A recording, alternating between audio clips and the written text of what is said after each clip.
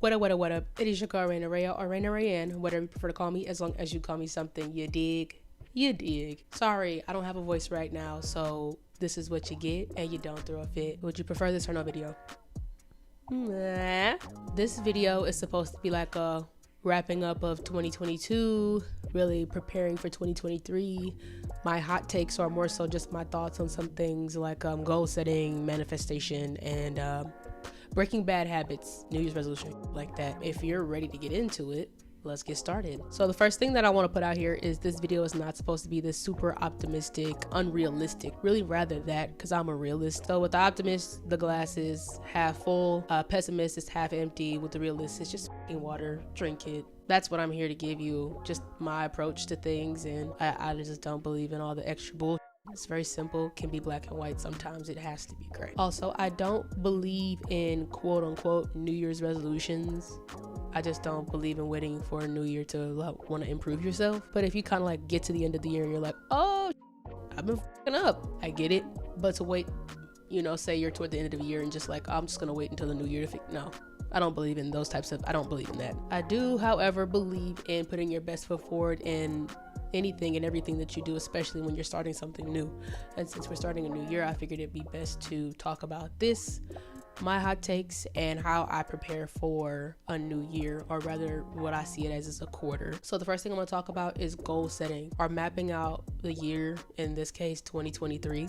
I think it's very important to have a plan, because in my brain, if you don't have a plan, you plan to fail. It's like going to a hair salon without knowing how you want your hair. You'll probably be there a lot longer trying to figure out what you want because you didn't come there prepared.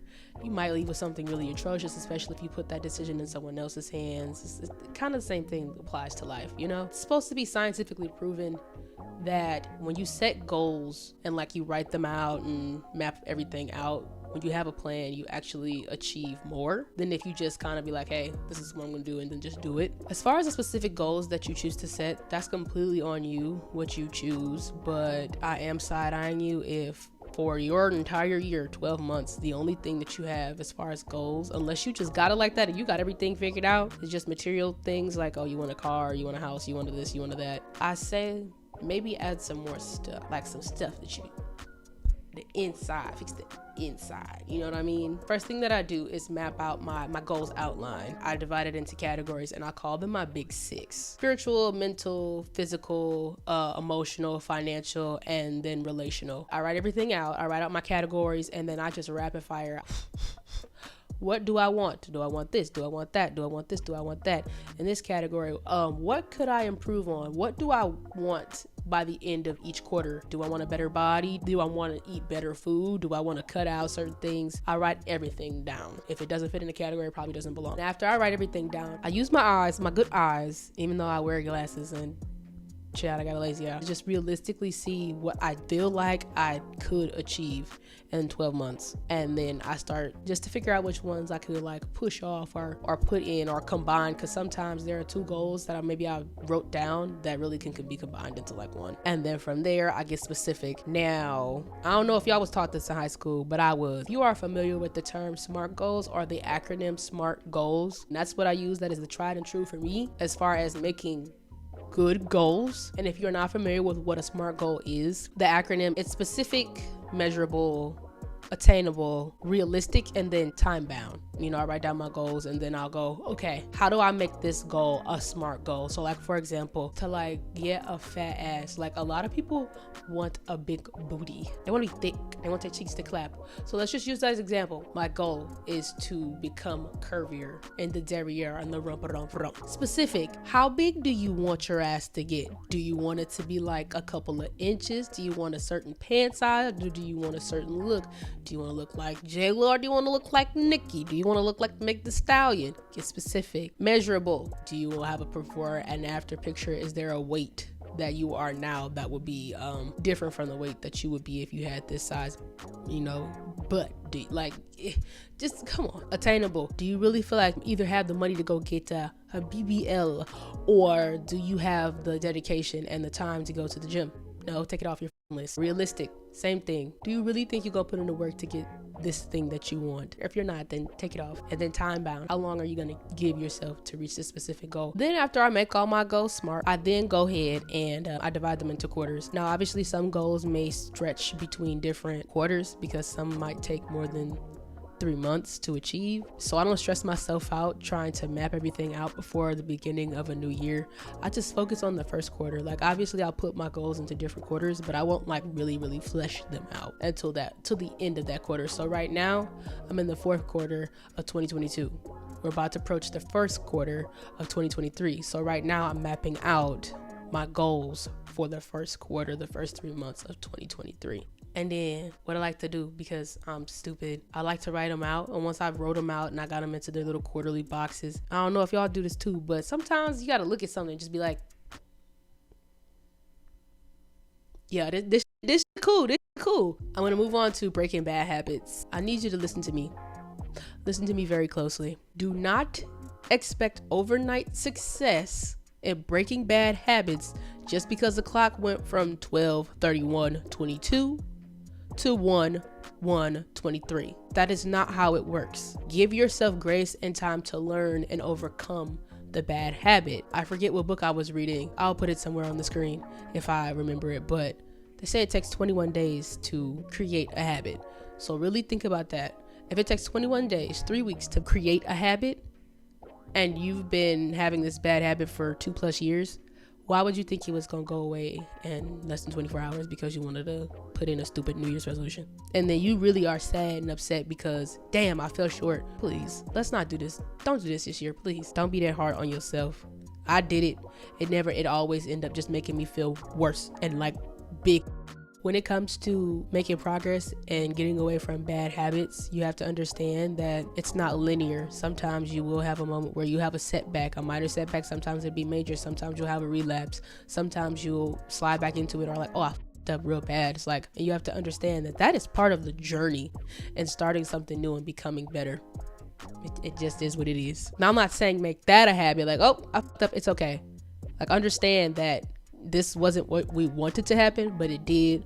And it's not necessarily okay, but it will be, and keep pushing towards your goal. I want to give you a couple of tips, or my tips are what I believe are essential for actually breaking bad habits. One is avoiding triggers at all costs. If you know you're trying to break the habit of spending money and you're surrounded by bitches that love to go shopping, try to avoid those things that cause that temptation, whether it be certain music or being around food, being around certain people, being around those things. Try to avoid those at all costs. Number 2, find a better habit to switch it out for. I think I was watching, Bria Jones. She just put a video out about inflammation, about inflammation on like snacks that she eats now because her diet wasn't the best. She used to like a certain type of pop.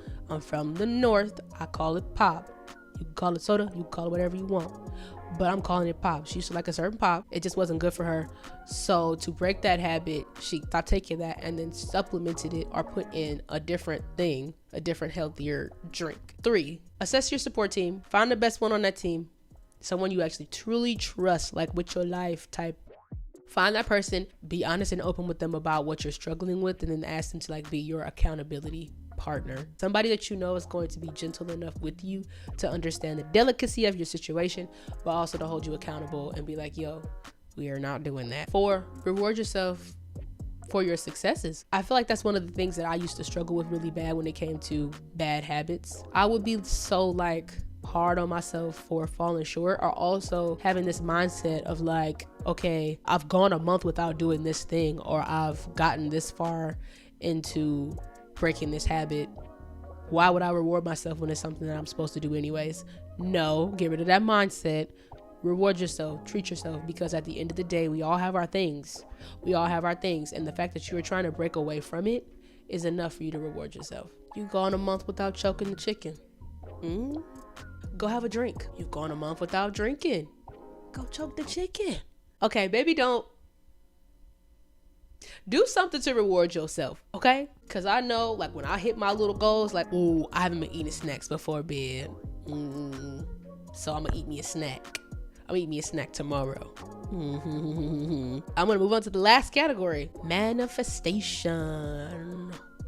I know this can be like a touchy topic when it comes to like manifestation, as far as like the spiritual community and, you know, the religious community and so on and so forth, but this is my channel. I'm gonna say what I want. I am pro manifestation. I am. I've seen it. It works. And I feel like it ties into a much simpler theme. I feel like we over glorify manifestation, or we make it seem more complicated than it really is. Believe it and it'll come to pass. I mean, it's literally the same thing in like Christianity. You won't see the miracle come to pass if you do not believe that the miracle can happen or will happen. Same.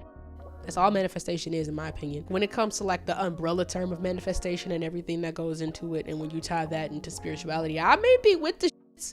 I'm just not with all the shit. So for me, I'm fine with like using crystals, affirmations, quantum jumping. I tried that, all of that, like using water, using the 12 laws of the universe for my benefit or gain, which I feel like everybody should do. I attribute manifestation to me getting from Detroit to Dallas and living in a nice apartment. When it comes to my manifestation / spiritual practices, what I do as far as rituals go, I cleanse my home. I mean, from the rooter to the tutor, I cleanse my home. I use sage. I do not use Palo Santo. From what I was told, Palo Santo is using Palo Santo was a closed practice. Hopefully I'm saying this stuff right, because again, I'm not really deep into this stuff, y'all. So I use sage. I use white sage and I use blue sage to cleanse my energy, really all the energy, and then like just bad energy, stuff like that. And then what I do is I follow it up with cinnamon, because cinnamon is really good for prosperity. Put it around my door frames to welcome in prosperity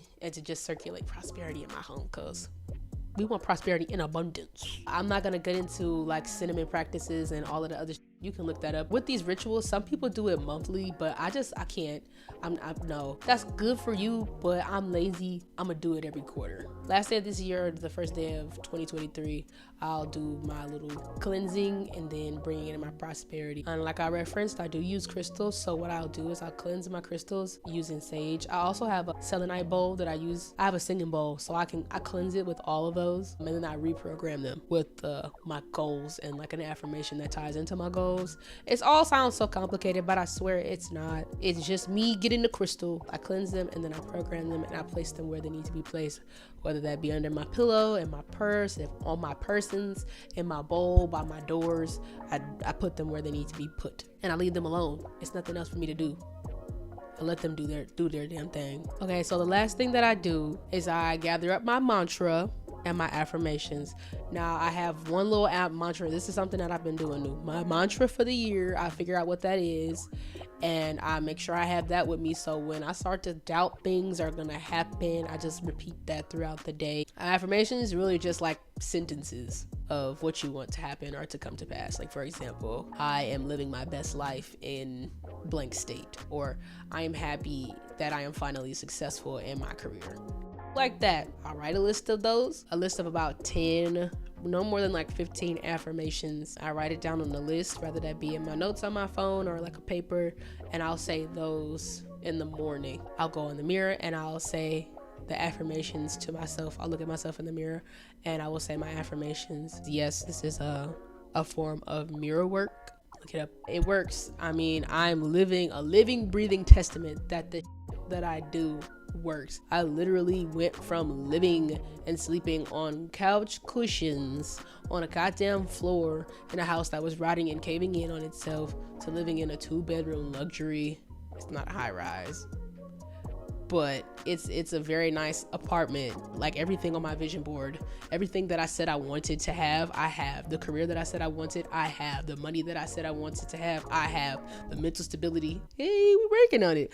But everything that I said I wanted and the goals that I set came to pass. So I'm obviously doing something right. So to end this video, because I know this was kind of long, don't buy into the new year, new me bullshit. It could very well be possible, but if you're not going to do the work, then forget about it, okay? It only works if you make it work. Accept that failure will happen. It's not about what you do when you fall. It's about what you do when you get up from that fall.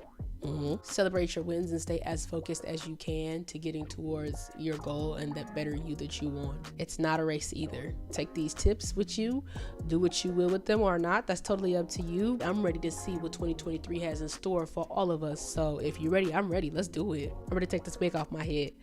But thank you so much for watching and have a happy new year. If y'all feel comfortable, drop down below some of your goals. I'm ready to get off, so bye.